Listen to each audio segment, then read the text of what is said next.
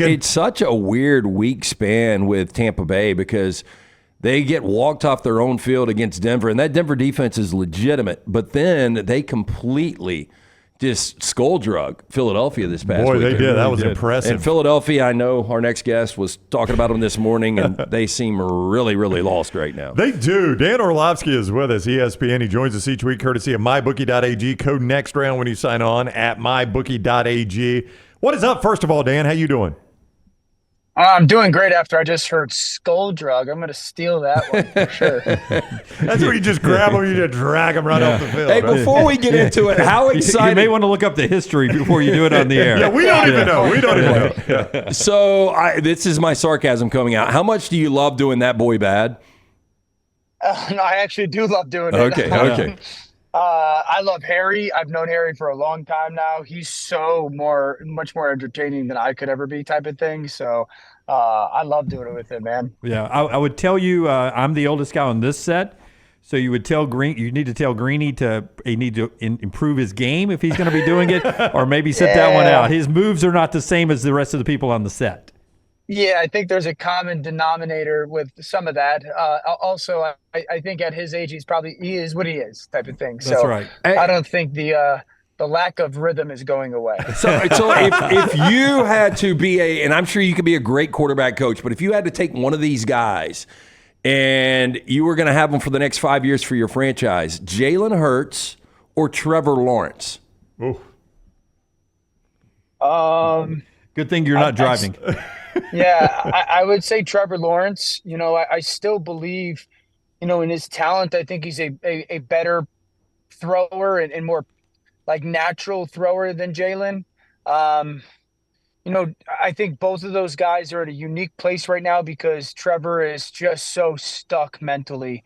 And, the hope is you can get him back. I think you can. The hope is that you can, but you just never know with athletes and their mindsets. And Jalen has got such great work ethic, but there's just been a regression since the Super Bowl. And you're trying to figure out it's not for a lack of work ethic. I don't think the scheme is great right now for Philadelphia and their pieces. So both of those guys, though, you would have to really tap into kind of where they are mentally in their own game. Are Hurts and his head coach okay? Like, I was watching that post game. There's no way. Yeah, I mean, they can't be. Not the way Jalen was talking in that post game. Yeah, there's no way. And if you just watch how the football team played in that game, like when I cut that tape on, I was like, that was bad, man. Just the only person that pops on tape is Saquon, and you watch the style of play, and I said this morning, like, when was the last time we saw Jalen get outside the pocket and do something really cool for a guy who's just a remarkable athlete? We don't see it. When was the last time we saw this team offensively just jump on someone and gather a lead? So I don't think because of the history and the reporting of the past and just the way that they're playing and the body language and stuff, I don't believe that they're in a good place. A lot made of Tom Brady's comments back at Baker Mayfield this past week during the broadcast of the Bucs and Eagles game. You played in the league. You're around a lot of different personalities in your job right now. You can win different ways, right? I mean, I understand what Baker was saying, but Brady had his way of doing it too. You can have success both ways, right, Dan?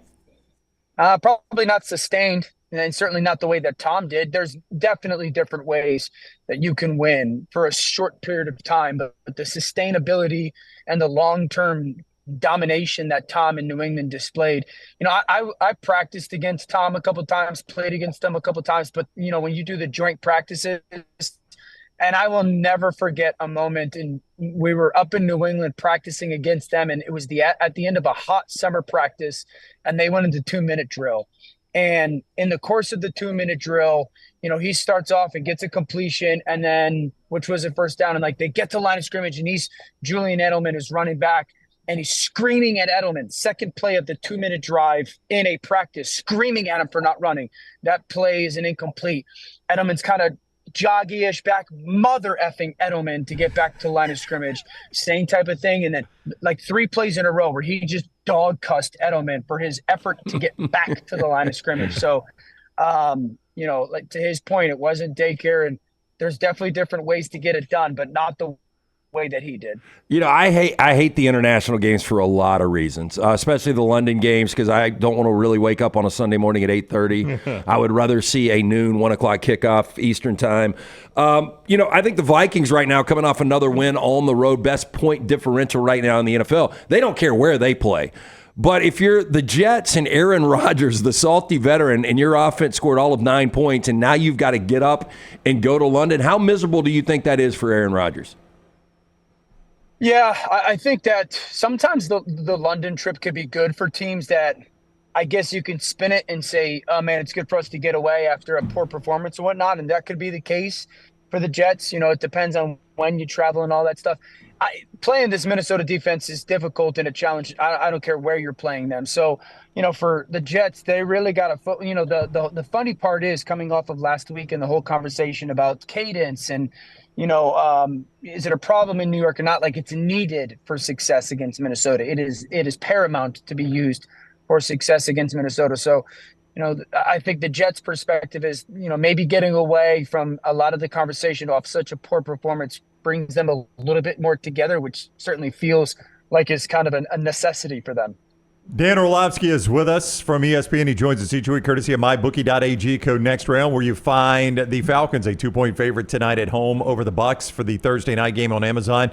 The code next round gives you double your initial deposit when you use it right there at mybookie.ag. Which team becomes a Super Bowl contender if they add Davante Adams? Who needs to add them to improve their Super Bowl chances? Yeah, number one, I think there's a lot of teams, right, that fall into that group, but in the reality part of it that matters as well, I would say number one, it's the New York Jets, no question. I thought the Jets were a Super Bowl contender going into the season.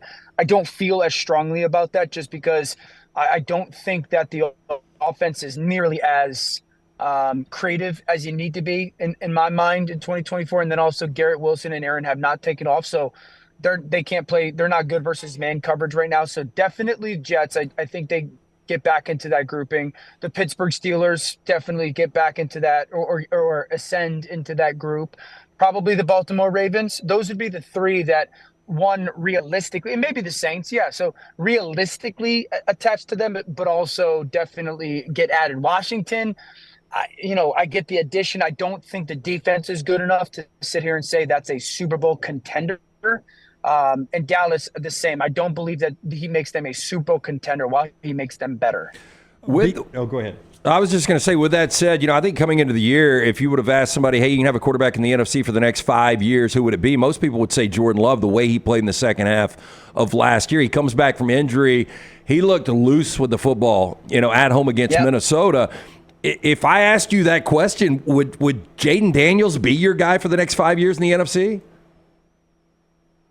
I love Jayden coming out of school. I still, that question's, if you gave me Brock Purdy, I'm going to win a ton of games. You give me Jordan Love, I'm going to win a ton of games.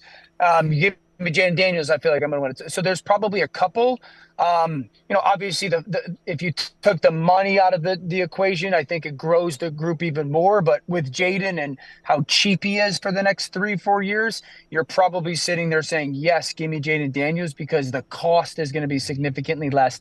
Obviously, I loved him out of school. I thought he should have been the number one pick. He's playing at a remarkable level. So yeah, you feel, if you're Washington, that's why you're sitting there going, man, we got ourselves one, and they're gonna be in the conversation for the next couple of seasons because of it. Would it be different if Jayden would have gone to Chicago? Watching and being a Rams guy, watching Caleb Williams last week. Look, he had one really nice pass, that first touchdown at home. But I just I don't know if he's being utilized right. Am I wrong here? I mean, with Jayden Daniels in that system, would it be any different? Yeah, I think it definitely would be different because Jayden's skill set is different. Caleb still holds on to the ball too long. Like that's the main difference between those guys. Jayden gets it out, Caleb holds it. I don't think he would be kind of on the rocket ship start that he has in Washington right now. But I think that in Chicago, it's a tough situation. Keenan's got to get back healthy. So, but I believe the thing, I said this about Jayden, the two things that he does that really transcend scheme, the ball placement is real, and how quick he sees things is real. So I do believe that he would be playing better in Chicago than Caleb. How long, Dan, did it take for your eyesight to return after that Monday night game you had to watch? Oh my gosh, dude. How bad That was was that? a tough game, Yeah. man. It was as bad in my basement as it was in your booth. Don't worry. Yeah, we tried. We tried. I got 2 text messages from people who said, "You've been on an 0-16 team, and this is the worst game you've ever seen." So that was a tough one. But yeah, it's obviously Miami's in a tough spot with all their injuries, let alone at quarterback. And then, Tennessee kind of in the same situation with how poorly started that game and then bang, the injury. So it was a tough one. No, I had 2 Titans fans in the basement with me, and I was like, I hope you guys put Levis back in. I think Mason Rudolph's a better quarterback. I'd rather have to face Levis. Yeah. He definitely, the experience shows for Mason. Will is still so young and learning so much. And, with Mason, how quickly he sees things is a benefit to their offense. But both those teams, I think Tennessee's the better football team. I really do. I think Miami's just so depleted injury-wise. Yeah. All right, that is Dan Orlovsky. See him all weekend long on ESPN talking NFL. We appreciate the time, Dan. Have a great weekend. Thanks, guys. You too. All right, buddy. Take care. Dan with us on the JohnstonRVCenter.com hotline. Again, mybookie.ag brings you Dan Orlovsky, where, again, you find the Falcons a 2-point favorite tonight at home over Tampa. 43.5 is your total in that game. You can play that game, all the NFL action in Week 5, all the college football action in Week 6, which starts tonight as well with Troy and Texas State and several other games at mybookie.ag. Code next round. When you sign on, you're going to make an initial deposit to play with, right? You use code next round, they're going to double that. That is free money for you to play with. Win once, it is yours and yours forever. mybookie.ag, code next round. Bet anything, anytime, anywhere with mybookie.ag.